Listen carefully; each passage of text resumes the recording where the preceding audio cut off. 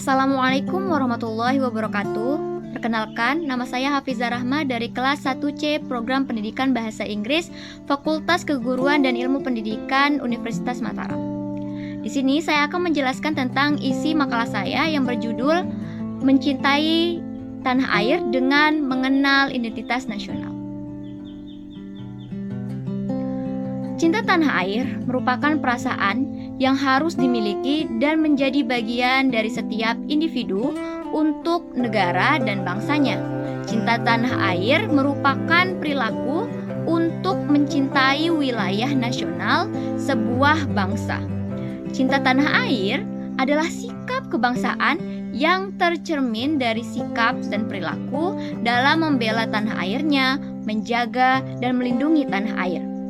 Salah satu sikap yang mencerminkan cinta terhadap tanah air yaitu dengan mengenal negaranya lebih mendalam. Apa saja suku budayanya dan segala hal yang berkenaan dengan negara atau hal-hal apa saja dari negara yang dikenal oleh bangsa lain. Hal-hal ikonik dari negara Anda yang sangat dikenal dari bangsa lain sehingga mereka dapat membedakan negara Anda dengan negara yang lain. Hal-hal ikonik ini disebut dengan identitas nasional. Apa itu identitas nasional? Identitas nasional terdiri dari dua kata, yaitu identity dan nation atau nasional. Identity merupakan ciri atau tanda atau ciri khas dari seseorang atau lembaga. Sedangkan nation atau nasional berarti sekelompok orang atau organisasi yang besar yang bersatu berdasarkan kesamaan fisik budaya, ragam, bahasa, sejarah, cita-cita, dan tujuan. Sehingga berdasarkan dua penjelasan tersebut, pengertian dari identitas nasional yaitu ciri atau khas yang menandakan suatu negara dari negara yang lain dan menjadi jati diri dari negara tersebut sehingga dapat dibedakan dengan bangsa yang lain.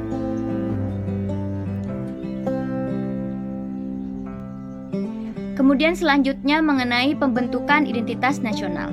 Setiap negara yang merdeka pasti memiliki identitas nasionalnya masing-masing.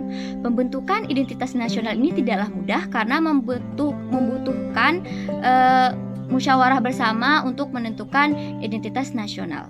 Kemudian dalam pembentukan identitas ini terdapat 6 faktor dalam pembentukannya, yaitu faktor objektif, faktor subjektif, faktor primer, faktor pendorong, faktor penarik, dan faktor reaktif. Yang pertama adalah faktor objektif. Faktor objektif ini terdiri dari faktor geografis dan demografis. Yang kedua adalah faktor subjektif. Ini terdiri dari sosial politik, kebudayaan, dan juga sejarah. Yang ketiga adalah faktor primer. Faktor primer ini terdiri dari etnis, teritorial, bahasa, dan agama. Yang keempat adalah faktor pendorong. Faktor pendorong itu terdiri dari komunikasi dan teknologi. Yang kelima adalah faktor penarik. Faktor penarik terdiri dari birokrasi, bahasa, kemudian sistem pendidikan. Yang terakhir adalah faktor reaktif. Faktor reaktif ini meliputi dominasi, pencarian identitas, dan juga penindasan.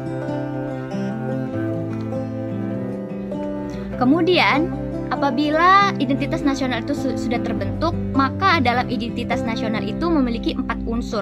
Apa saja itu? Yang pertama adalah unsur suku budaya. Yang kedua adalah unsur kebudayaan. Yang ketiga adalah unsur agama. Dan yang terakhir adalah unsur bahasa. Kemudian dari unsur-unsur pembentuk identitas nasional tersebut, maka identitas nasional dapat dikelompokkan atau dijeniskan menjadi 3 jenis. Apa saja itu? Yang pertama adalah identitas fundamental, yang kedua identitas instrumental, dan yang ketiga adalah identitas alamiah. Pertama, identitas fundamental. Identitas fundamental ini berarti identitas yang dasar atau pokok. Ini seperti falsafah, dasar negara ataupun ideologi. Yang kedua adalah identitas instrumental. Ini merupakan identitas yang berupa alat ataupun media, seperti lambang negara, lagu kebangsaan, kemudian perundang-undangan, dan bendera. Yang ketiga adalah identitas alamiah. Identitas alamiah ini bersifat alami karena tercipta dari Tuhan Yang Maha Esa, seperti suku, bahasa, budaya, keagamaan, dan juga kepercayaan. Lalu, kita sebagai bangsa Indonesia hendaknya tahu apa saja identitas nasional dari negara kita, yaitu Indonesia. Identitas nasional negara Indonesia telah tercantum dalam Undang-Undang tahun 1945, pasal 35 sampai pasal 36. Yaitu yang pertama adalah bahasa Indonesia.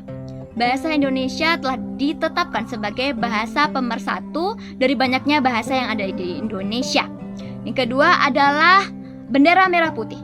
Bendera merah putih telah ditetapkan sebagai bendera Indonesia yang memiliki warna merah yang bermakna berani dan putih yang bermakna suci. Yang ketiga adalah lagu kebangsaan Indonesia Raya. Lagu kebangsaan Indonesia Raya pertama kali diperdengarkan pada tanggal 28 Oktober tahun 1928 pada Kongres Pemuda II. Dan kemudian dinyanyikan kembali pada tanggal 17 Agustus tahun 1945 pada saat proklamasi. Kemudian yang keempat adalah Garuda Pancasila. Garuda Pancasila telah ditetapkan sebagai lambang nasional Indonesia yang memiliki semboyan Bhinneka Tunggal Ika. Kemudian yang kelima adalah semboyan Bhinneka Tunggal Ika. Semboyan Bhinneka Tunggal Ika itu sendiri memiliki makna berbeda-beda namun tetap satu jua. Maksudnya kita punya banyak perbedaan seperti suku, agama, kemudian kebudayaan, namun tetap satu tujuan, yaitu demi terlaksananya cita-cita dan tujuan negara Indonesia. Kemudian yang keenam adalah Pancasila. Pancasila telah ditetapkan sebagai dasar negara atau falsafah. Kemudian yang ketujuh adalah Undang-Undang tahun 1945 telah ditetapkan sebagai konstitusi atau dasar dalam melaksanakan kegiatan bernegara. Kemudian yang kedelapan adalah demokrasi. Sistem pemerintahan di Indonesia adalah demokrasi, yaitu di mana rakyat sebagai pemegang tertinggi dalam kekuasaan, sedangkan pemerintah hanya menjadi wakil dalam menjalankan roda pemerintahan. Yang kesembilan adalah kebudayaan. Kebudayaan di Indonesia sangat banyak sekali sehingga semua kebudayaan telah ditetapkan menjadi kebudayaan nasional. Kemudian yang terakhir adalah NKRI. NKRI kepanjangannya adalah Negara Kesatuan Republik Indonesia. Indonesia adalah negara yang berbentuk negara kesatuan.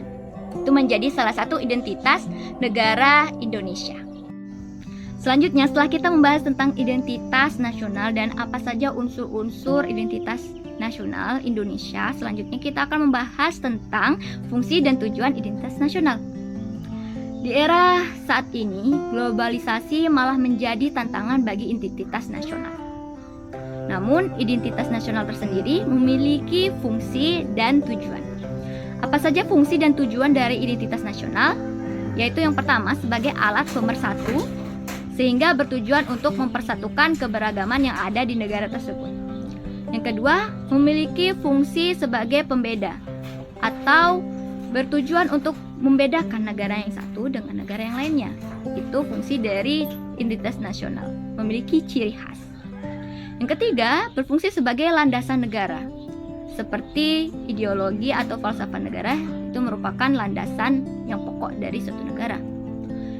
Yang terakhir adalah berfungsi sebagai jati diri. Jati diri haruslah melekat dalam setiap individu sehingga tidak akan tergerus oleh nilai-nilai yang lainnya. Baiklah, itu semua pembahasan tentang makalah saya, yaitu berjudul Mencintai Tanah Air dengan Mengenal Identitas Nasional. Dengan mengenal identitas nasional, kita dapat mencintai dan mengenal lebih dalam tentang tanah air kita. Sekian penjelasan saya. Assalamualaikum warahmatullahi wabarakatuh.